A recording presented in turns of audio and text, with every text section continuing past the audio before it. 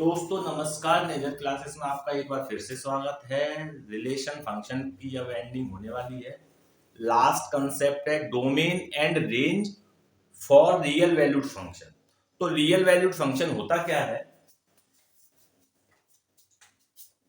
अगर एफ एक मैपिंग है आर से लेकर आर तक और इस प्रकार से है कि y बराबर एफ एक्स में एक्स भी आर के अंदर रहे और y भी आर के अंदर रहे, यानी इनपुट का मतलब जो हम एफ एक्स को वैल्यू देंगे ये इनपुट का काम करेगा। इनपुट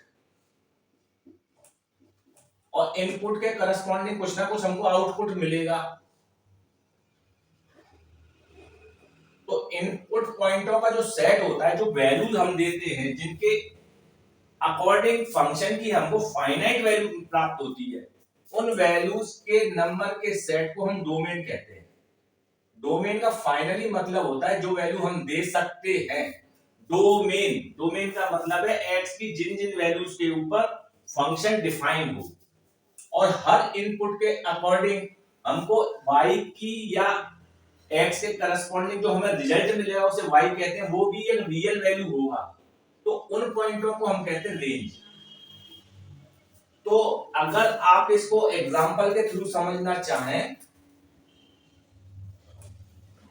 तो एफ एक्स बराबर x minus one upon x minus two. अब अगर हम इसको x की वैल्यू देना स्टार्ट करें तो हम दो के अलावा सारी वैल्यू दे सकते हैं, यानी कि दो अगर रखेंगे तो ये इंफिनिटी हो जाएगा। तो डोमेन जो होगा x के अलावा कुछ भी रख सकते हैं, 2 के अलावा कुछ भी रख सकते हैं।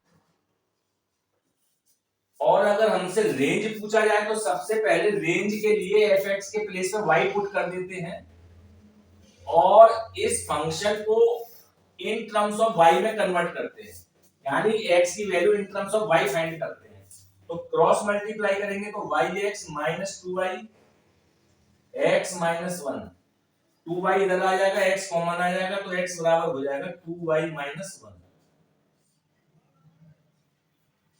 अब हम इसमें y के प्लेस में 1 नहीं रख सकते। x को इन टर्म्स ऑफ y में कन्वर्ट करने के बाद उसी का डोमेन फाइंड करते हैं। तो डोमेन जो निकलेगा इस फंक्शन का, तो इसमें 1 नहीं होना चाहिए। तो ये हो जाएगा r माइनस इनपुट का मतलब जो वैल्यू हम देते हैं, आउटपुट का वैल्यू जो हमें मिलती है। तो हमने पहला क्वेश्चन कर दिया था। दूसरे क्वेश्चन के फर्स्ट पार्ट में हमसे ये कहा है कि आप इस फंक्शन का डोमेन निकाल लीजिए और रेंज निकालिए। अगर हम डोमेन के बारे में सोचें तो फंक्शन के अंदर डिनोमिनेटर में कोई भी वैल्यू नहीं दे रख सकते, यानी सेट ऑफ रियल नंबर का हर पॉइंट इस फंक्शन के लिए इनपुट का काम करेगा। इनपुट पॉइंटों का सेट बनाएंगे तो वो डोमेन कहलाएगा, यानी कि x की हर वैल्यू के लिए fx डिफाइंड रहेगा। दोबारा बोले देता हूं, x यानी x के प्लेस पर हम यहां कुछ भी रखें तो हमें ये वाली सिचुएशन कभी नहीं आएगी कि जैसे यहां x बराबर 2 से इंफिनिटी आ रहा था। तो कहने का मतलब है इस फंक्शन के लिए जो डोमेन होगा, तो domain of fx set of real number का कोई भी पॉइंट। अब देखिए यहां पे लगा हुआ है मॉड।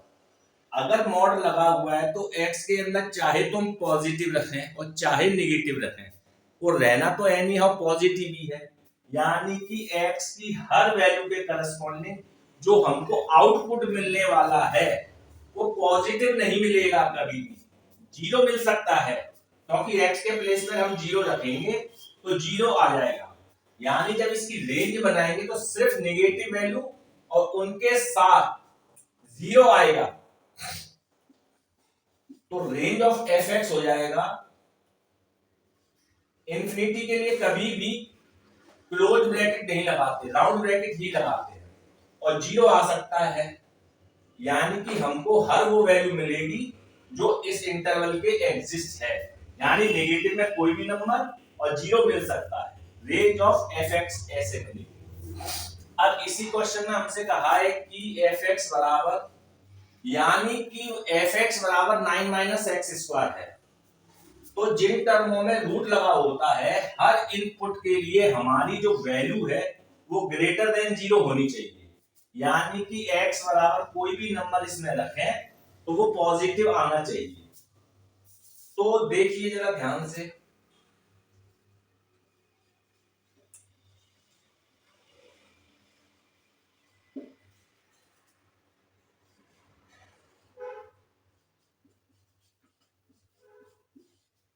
अगर ये ग्रेटर देन और इक्वल टू 0 है तो स्क्वायर जब कर देंगे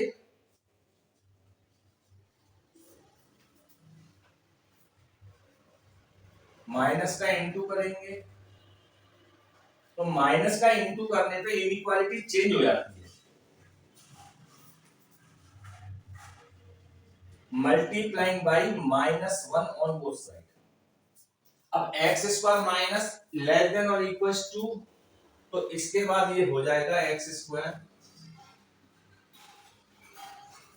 यानी कि हम यहां पर ऐसी कोई वैल्यू नहीं रख सकते जो 9 से बड़ी आए x की वैल्यू रखने पर। तो इसका जो डोमेन हो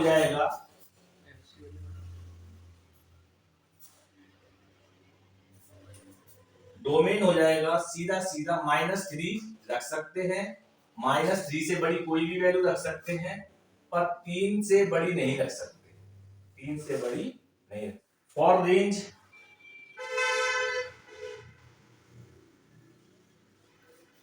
के लिए हमें सबसे पहले इस फंक्शन को y एज्यूम करना पड़ेगा।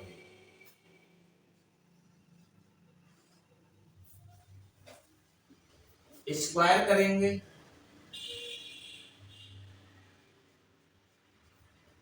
इसको इधर ले आएंगे,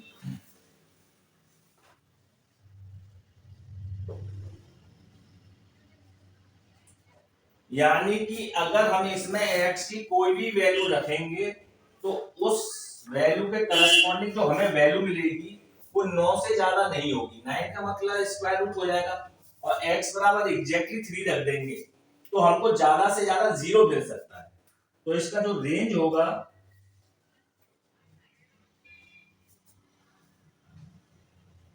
माइनस में कभी नहीं मिलेगी क्योंकि रूट लगा हुआ है। और एक्सप्लेन कर देते हैं x की वो हर इनपुट जो हमें रूट के अंदर पॉजिटिव वैल्यू देगा और हर वैल्यू के करस्पॉन्डिंग हमको जो रिजल्ट मिलेगा, जैसे सपोज करो हमने x बराबर -3 रख दिया तो 3 के करस्पॉन्डिंग 0 मिल सकता है, तो 0 से बड़ा मिलेगा पर 3 या 3 से छोटा ही होगा जो भी हमें मिलेगा। थर्ड क्वेश्चन में फंक्शन एक्सप्लेन है f(x) बराबर 2x - 5। हमसे ये सारी वैल्यू पूछी है, हमें कुछ नहीं करना है, x के प्लेस पे ये वैल्यू रख देनी है। तो थर्ड पार्ट देख लीजिए, बहुत इजी क्वेश्चन है। x के प्लेस पे -3 रखेंगे तो 2 × -3 -5 -11 हो जाएगा। फोर्थ क्वेश्चन में f(x) का जो फंक्शन है वो t ऑफ c में कन्वर्ट कर दिया। एक पार्ट में t ऑफ 0 पूछा है, एक पार्ट में t ऑफ 28 पूछा है, एक पार्ट में t ऑफ -10 पूछा है। सिमिलरली तरीके इससे निकल आए। और फोर्थ पार्ट में हमसे ये कहा था value of c when tc बराबर 212, तो c की वैल्यू फाइंड करनी है। तो फोर्थ क्वेश्चन बहुत इजी है, f(x) की जगह हमको t ऑफ c दे रखा है, यानी x के प्लेस पे c कर दिया। तो इसका फोर्थ क्वेश्चन का जो फोर्थ पार्ट है बस वही थोड़ा सा अजीब सा है। तो t ऑफ c बराबर हमको दे रखा है 9c/5 प्लस 32। अब हमसे इसमें कहा है कि t ऑफ c बराबर 212, ये हमको गिवन है और इस वैल्यू के करस्पॉन्डिंग हमें c निकालना है। तो t ऑफ c के प्लेस में 212 रख देंगे।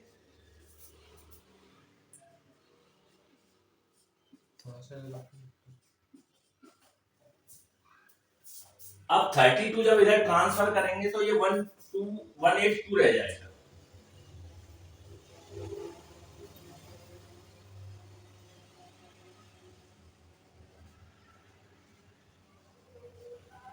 और 9 से ये कट जाएगा 20 टाइम्स, c बराबर आ जाएगा 20 × 5 यानी 100।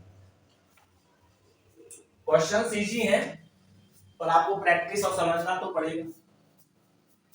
फिफ्थ क्वेश्चन में 3 पार्ट दे रखे हैं और हर क्वेश्चन में रेंज पूछी है।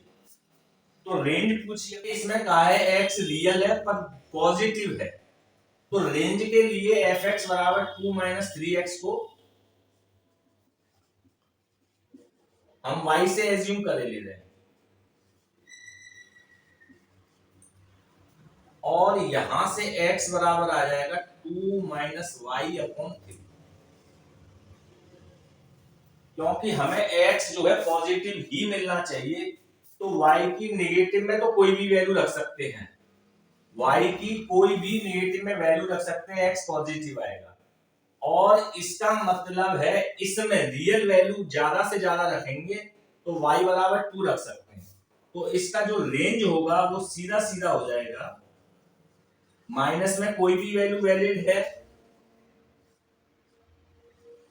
पर 2 के अलावा नहीं रख सकते।